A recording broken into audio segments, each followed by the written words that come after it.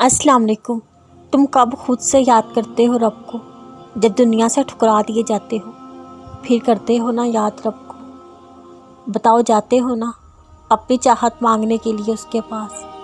بتاؤ جاتے ہو نا اپنی خواہشات کے لیے اس کے پاس؟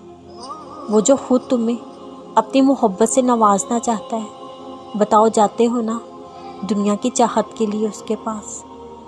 تم کب پہلے پکارتے ہو اس رب کو جب دنیا تمہاری فریاد انسنی کر دیتی ہے؟ پھر پکارتے ہو نا رب کو جب تک وہ تمہیں آزمائش میں نہیں ڈالتا؟ تم کب سمجھتے ہو اس کی مصلحتوں کو؟ وہ تمہیں اپنے قریب کرنے کے لیے آزمائش میں ڈالتا ہے اور کہتا ہے بتا کون ہے تیرا میرے سوا؟ وہ آزمائش میں ڈالتا ہی تمہیں یہ یقین دلانے کے لیے ہے تمہارا کوئی نہیں ہے اس ذات کے سوا۔ وہی ہوتا ہے جب کوئی نہیں ہوتا، وہی سنتا ہے جب کوئی نہیں سنتا۔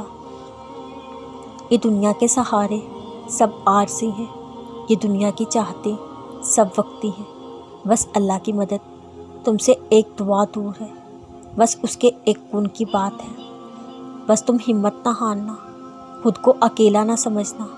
وہ تمہاری زندگی سے سارے غم، مشکلیں، تکلیفیں ایسے نکال دے گا تم حیران رہ جاؤ گے۔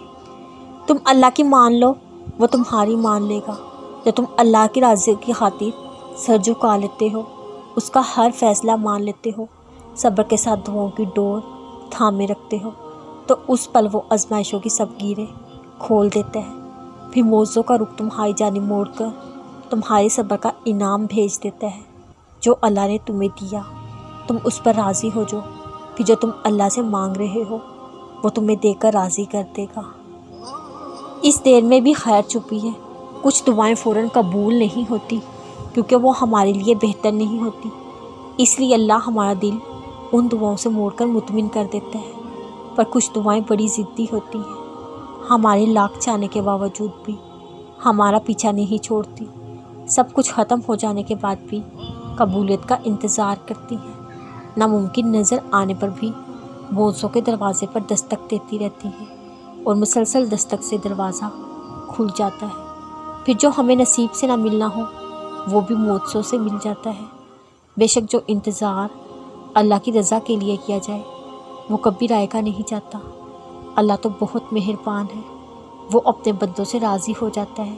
تم بس اللہ کے منصوبوں پر یقین رکھو، وہ کہانی کو اختتام سے نیا موڑ دینا بخوبی جانتا ہے۔ انشاءاللہ۔